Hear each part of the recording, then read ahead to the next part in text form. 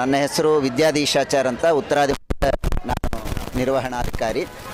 ಇಲ್ಲಿ ಇವತ್ತು ನರಸಿಂಹದೇವರ ಜಯಂತಿ ಉತ್ಸವ, ನರಸಿಂಹ ಜಯಂತಿ ಅಂತ ಪ್ರತಿ ವರ್ಷ ಅತ್ಯಂತ ವೈಭವದಿಂದ ಇಲ್ಲಿ ಮಾಡ್ತೇವೆ. ದಿಗ್ವಿಜಯ ಲಕ್ಷ್ಮೀ ನರಸಿಂಹದೇವರ ಸನ್ನಿಧಾನ, ಉತ್ತರಾದಿ ಮಠದ ಪರಮಪೂಜ್ಯ ಶ್ರೀ ಶ್ರೀ ಸತ್ಯಾತ್ಮತೀರ್ಥ ಶ್ರೀಪಾದಂಗಳವರ ಆದೇಶದಂತೆ ಅವರ ಆಜ್ಞೆಗೆ ಅನುಗುಣವಾಗಿ ಈ ಕಾರ್ಯಕ್ರಮವನ್ನು ಹಮ್ಮಿಕೊಂಡಿದ್ದೇವೆ. ಸುಮಾರು 13 ವರ್ಷಗಳಿಂದ ಈ ಕಾರ್ಯಕ್ರಮ ಇಲ್ಲಿ ವೈಭವದಿಂದ ನೆರವೇರ್ತಾ ಇದೆ. ಪರಮಪೂಜ್ಯ ಶ್ರೀಪಾದಂಗಳವರೇ ಸ್ಥಾಪನೆ ಮಾಡಿದಂತಹ ಪರಮ ಪವಿತ್ರವಾದಂತಹ ದಿಗ್ವಿಜಯ ಲಕ್ಷ್ಮೀ ನರಸಿಂಹದೇವರು ದೇಶದ 108 ನರಸಿಂಹ ಕ್ಷೇತ್ರಗಳ ವಿಶೇಷವಾದ ಸನ್ನಿಧಾನವನ್ನು ಇಲ್ಲಿ ಆವಾಹನೆ ಮಾಡಿ ಶ್ರೀಪಾದಂಗಳವರು ಈ ಸ್ಥಾಪನೆಯನ್ನು ಮಾಡಿದ್ದಾರೆ. ಹಾಗಾಗಿ ಪ್ರತಿ ವರ್ಷದಿಂದ ವರ್ಷಕ್ಕೆ ಇಲ್ಲಿ ವೈಭವದಿಂದ ಕಾರ್ಯಕ್ರಮ ನೆರವೇರ್ತಾ ಇದೆ. ಬೆಳಿಗ್ಗೆ ಮಹಾಪಂಚಾಮೃತ ಕಾರ್ಯಕ್ರಮ ಸುಮಾರು 2.5 ಗಂಟೆಗಳ ಕಾಲ ಪಂಚಾಮೃತ ಕಾರ್ಯಕ್ರಮ ನೆರವೇರಿದೆ.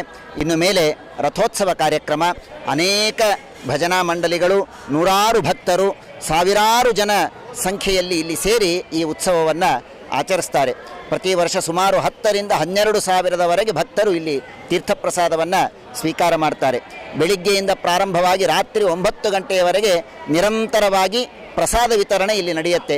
ಮಜ್ಜಿಗೆ, ಪಾನಕ, ಕೋಸಂಬರಿ, ಈ ನಾನಾ ರೀತಿಯ ಪ್ರಸಾದಗಳನ್ನು ಬಂದ ಪ್ರತಿಯೊಬ್ಬ ಭಕ್ತರಿಗೂ ಕೂಡ ಇಲ್ಲಿ ನಾವು ನಿವೇದನೆಯನ್ನು ಮಾಡ್ತೇವೆ. ಅಂತಹ ಒಂದು ದೊಡ್ಡದಾದಂತಹ ಉತ್ಸವ ಇಲ್ಲಿ ನೆರವೇರ್ತಾ ಇದೆ. ನನ್ನ ಸುತ್ತು ಅನೇಕ ಭಜನಾ ಮಂಡಳಿಗಳೆಲ್ಲ ಇಲ್ಲಿ ನಿಂತಿದ್ದಾರೆ. ಈಗ ರಥೋತ್ಸವ ಪ್ರಾರಂಭವಾಗುತ್ತೆ. ಆ ರಥೋತ್ಸವದಲ್ಲಿ ಎಲ್ಲರೂ ಭಜನೆಯನ್ನು ಮಾಡ್ತಾ, ಆ ನರಸಿಂಹದೇವರ ಗುಣಗಾನವನ್ನು ಮಾಡ್ತಾ ವೈಭವದಿಂದ ಈ ಉತ್ಸವವನ್ನು ಆಚರಿಸ್ತೇವೆ.